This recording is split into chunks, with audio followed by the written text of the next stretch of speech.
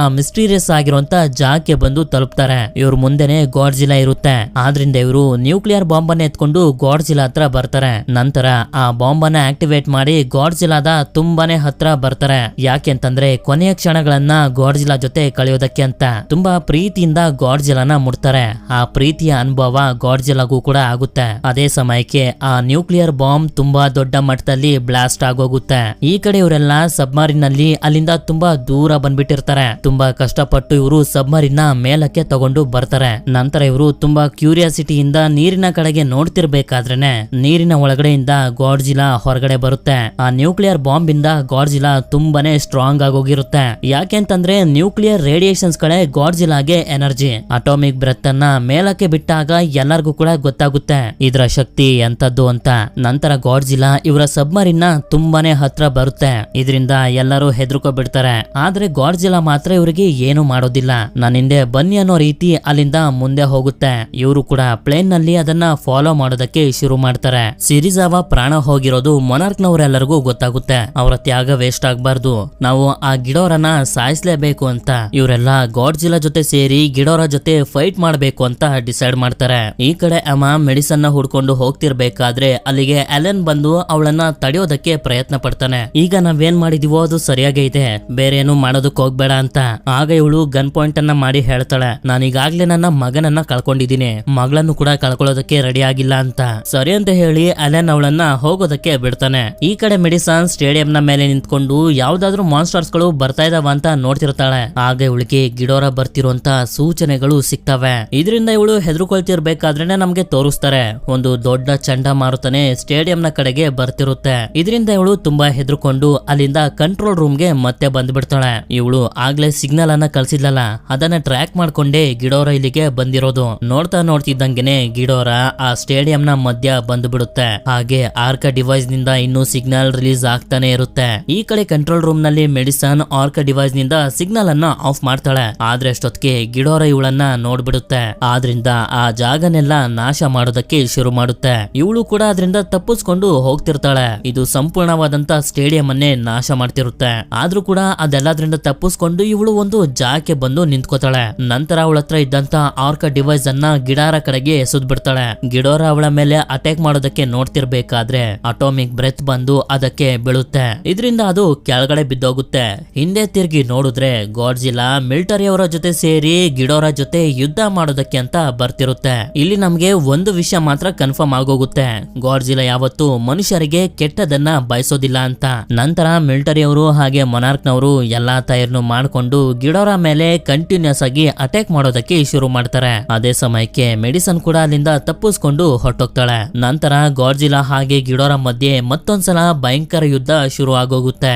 ಎಲ್ಲರೂ ಕೂಡ ಅದನ್ನ ನೋಡ್ತಿರ್ತಾರೆ. ನ್ಯೂಕ್ಲಿಯರ್ ಬಾಂಬ್ ನಿಂದ ಗಾಡ್ಜಿಲಾ ತುಂಬಾನೇ ಸ್ಟ್ರಾಂಗ್ ಆಗೋಗಿರುತ್ತೆ. ಅದೇ ಸಮಯಕ್ಕೆ ಅವರಿಗೆ ಗೊತ್ತಾಗುತ್ತೆ ಗಾಡ್ಜಿಲಾದ ಮೈಯಲ್ಲಿರುವಂತ ನ್ಯೂಕ್ಲಿಯರ್ ರೇಡಿಯೇಷನ್ಸ್ ಗಳು ಕಂಟಿನ್ಯೂಸ್ ಆಗಿ ಜಾಸ್ತಿ ಆಗ್ತಾ ಹೋಗ್ತಿರುತ್ತೆ. ಹೀಗೆ ಕಂಟಿನ್ಯೂ ಆಗ್ತಿದ್ರೆ ಗಾಡ್ಜಿಲಾದ ಮೈಯಲ್ಲಿರುವಂತ ನ್ಯೂಕ್ಲಿಯರ್ ರೇಡಿಯೇಷನ್ಸ್ ಗಳು ರಿಲೀಸ್ ಆಗೋಗ್ತವೆ. ಇದರಿಂದ ಇಲ್ಲೊಂದು ದೊಡ್ಡ ಬ್ಲಾಸ್ಟ್ ಆಗೋಗುತ್ತೆ. ಈ ಕಡೆ ನಮ್ಗೆ ತೋರಿಸ್ತಾರೆ ಈ ಎರಡು ದೊಡ್ಡ ಟೈಟನ್ಸ್ ಗಳ ಮಧ್ಯೆ ಯುದ್ಧ ನಡೀತಿರ್ಬೇಕಾದ್ರೆ ಮಾರ್ಕ್ ಒಂದಷ್ಟು ಸೈನಿಕರನ್ನ ಕರ್ಕೊಂಡು ಅಲ್ಲಿಂದ ಕೆಳಗಡೆ ಬರ್ತಾನೆ ಅವನ ಮಗಳು ಮೆಡಿಸನ್ ನ ಹುಡ್ಕೋದಕ್ಕೆ ಅಂತ.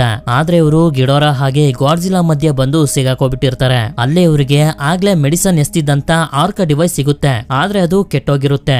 ನಂತರ ಇವರು ಅಲ್ಲಿಂದ ಬೇರೆ ಕಡೆ ಹೋಗೋದಕ್ಕೆ ನೋಡ್ತಿರ್ಬೇಕಾದ್ರೆ ಗಿಡೋರ ಅವರ ಹೆಲಿಕಾಪ್ಟರ್ ಅನ್ನ ತೊಳೆದು ಬಿಡುತ್ತೆ. ಗಾಡ್ಜಿಲಾ ಗಿಡೋರ ಮೇಲೆ ಆಟೋಮಿಕ್ ಬ್ರೆತ್ ಅನ್ನ ಬಿಟ್ಟು ಅದನ್ನ ಸಾಯಿಸೋದಕ್ಕೆ ನೋಡ್ತಿರುತ್ತೆ. ಅದೇ ಸಮಯಕ್ಕೆ ಅಲ್ಲಿಗೆ ಮಾತ್ರ ಕೂಡ ಬಂದು ಗಿಡೋರ ಮೇಲೆ ಅಟ್ಯಾಕ್ ಮಾಡೋದಕ್ಕೆ ಶುರು ಮಾಡುತ್ತೆ. ಇದನ್ನೇ ಉಪಯೋಗಿಸ್ಕೊಂಡು ಗಾಡ್ಜಿಲಾ ಗಿಡೋರ ಮೇಲೆ ತುಂಬಾ ದೊಡ್ಡ ಅಟ್ಯಾಕ್ ಗಳನ್ನ ಮಾಡ್ತಿರುತ್ತೆ. ಮತ್ತೊಂದ್ಸಲ ಮಾತ್ರ ಗಿಡೋರ ಮೇಲೆ ಅಟ್ಯಾಕ್ ಮಾಡೋದಕ್ಕೆ ಅಂತ ಬರ್ತಿರ್ಬೇಕಾದ್ರೆ ರಡಾನ್ ಅಲ್ಲಿಗೆ ಬಂದು ಗಿಡೋರ ಪರವಾಗಿ ಮಾತ್ರ ಜೊತೆ ಫೈಟ್ ಮಾಡ್ತಾ ಹೋಗುತ್ತೆ. ಹೀಗೆ ಇವುಗಳ ಫೈಟ್ ನಡೀತಿರ್ಬೇಕಾದ್ರೆ ಈ ಕಡೆ ನಮ್ಗೆ ತೋರಿಸ್ತಾರೆ ಮಾರ್ಕ್ ಹಾಗೂ ಮಿಲಿಟರಿ ಅವರಿದ್ದಂತ ಜಾಗದಲ್ಲಿ ಎಮಾ ಜೀಪ್ ಅನ್ನ ತಗೊಂಡ್ ಬಂದು ಒಳಗಡೆ ಬರೋದಕ್ಕೆ ಹೇಳ್ತಾಳೆ. ಈಗ ಬೇರೆ ದಾರಿ ಇಲ್ದೇ ಇರೋದ್ರಿಂದ ಇವರು ಕೂಡ ಸರಿ ಅಂತ ಹೇಳಿ ಜೀಪ್ ನ ಒಳಗಡೆ ಬಂದು ಕುಂತ್ಕೋತಾರೆ. ನಂತರ ಇವರೆಲ್ಲರೂ ಸೇರಿ ಮೆಡಿಸನ್ ನ ಹುಡ್ಕೋದಕ್ಕೆ ಶುರು ಮಾಡ್ತಾರೆ. ಆದ್ರೆ ಇವರೆಲ್ಲರೂ ಹೋಗ್ತಿರುವಂತ ದಾರಿ ಸಾಮಾನ್ಯವಾಗಿರೋದಿಲ್ಲ, ತುಂಬಾನೇ ಭಯಂಕರವಾಗಿರುತ್ತೆ. ಹೀಗೆ ಇವರು ಹೋಗ್ತಿರ್ಬೇಕಾದ್ರೆ ಮಾರ್ಕ್ ಹಾಗೆ ಎಮಾ ಕಿತ್ತಾಡ್ತಿರ್ತಾರೆ ಮೆಡಿಸನ್ ಎಲ್ಲಿಗೆ ಹೋಗಿದ್ದಾಳೆ ಅಂತ. ಆಗ ಒಬ್ಬ ಮಿಲಿಟರಿಯ ಸೋಲ್ಜರ್ ಹೇಳ್ತಾನೆ, ನಿಮ್ಮಂತ ತಂದೆ ತಾಯಿ ಇದ್ದಿದ್ರೆ ನಾನು ಕೂಡ ಮನೆ ಬಿಟ್ಟು ಓಡೊಂಟೋಗ್ತಿದ್ದೆ ಅಂತ. ಆಗ ಇವರಿಗೆ ಇವರು ಈ ಸಿಟಿಯಲ್ಲಿ ವಾಸ ಮಾಡ್ತಿದ್ದಂತ ಮನೆ ನೆನಪಾಗುತ್ತೆ. ಅದೇ ಸಮಯಕ್ಕೆ ಈ ಕಡೆ ನಮ್ಗೆ ಮೆಡಿಸನ್ ನ ತೋರಿಸ್ತಾರೆ. ಮಾಡ್ತಾಳೆ. ಇವಳು ಆ ಟೈಟನ್ಸ್ ಗಳಿಂದ ತಪ್ಪಿಸ್ಕೊಂಡು ಮೊದ್ಲು ಇವರು ವಾಸ ಮಾಡ್ತಿದ್ದಂತ ಮನೆ ಹತ್ರ ಬಂದು ತಲುಪ್ತಾಳೆ. ಹೊರಗಡೆ ಭಯಂಕರವಾದಂತ ಸ್ಥಿತಿಲಿ ಇರೋಕಾಗ್ದೆ ಮನೆಯ ಒಳಗಡೆ ಬಂದು ಸೇರ್ಕೊತಾಳೆ. ಈ ಕಡೆ ಇವುಗಳ ಯುದ್ಧ ತುಂಬಾನೇ ತೀವ್ರವಾಗೋಗಿರುತ್ತೆ.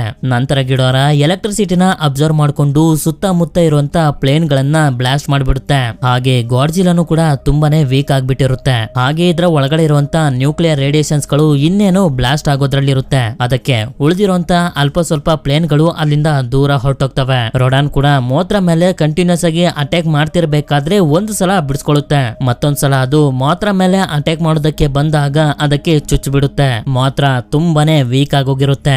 ನಂತರ ನಮ್ಗೆ ಈ ಕಡೆ ತೋರಿಸ್ತಾರೆ. ಮಾರ್ಕ್ ಹಾಗೆ ಎಮಾ ಇವರ ಮಗಳನ್ನ ಹುಡ್ಕೊಂಡು ಇವರು ಮೊದ್ಲು ವಾಸ ಮಾಡ್ತಿದ್ದಂತ ಮನೆ ಹತ್ರ ಬರ್ತಾರೆ. ಆದ್ರೆ ಮನೆ ಸಂಪೂರ್ಣವಾಗಿ ಧ್ವಂಸ ಆಗೋಗಿರುತ್ತೆ. ಇದೇ ಭಯದಲ್ಲಿ ಮಾರ್ಕ್, ಎಮಾ ಹಾಗೆ ಮಿಲಿಟರಿ ಅವರು ಮೆಡಿಸನ್ ನ ಹುಡ್ಕೋದಕ್ಕೆ ಶುರು ಮಾಡ್ತಾರೆ. ಇಲ್ಲೆಲ್ಲಾದ್ರೂ ಬಚ್ಚಿಟ್ಕೊಂಡಿರ್ಬೋದಾ ಅಂತ. ಹೀಗೆ ಇವರೆಲ್ಲ ಹುಡ್ಕಾಡ್ತಿರ್ಬೇಕಾದ್ರೆ ಮಾರ್ಕ್ಗೆ ಒಂದು ಕಲ್ಲನ ಕೆಳಗಡೆ ಮೆಡಿಸನ್ ನ ಕೈ ಕಾಣಿಸುತ್ತೆ.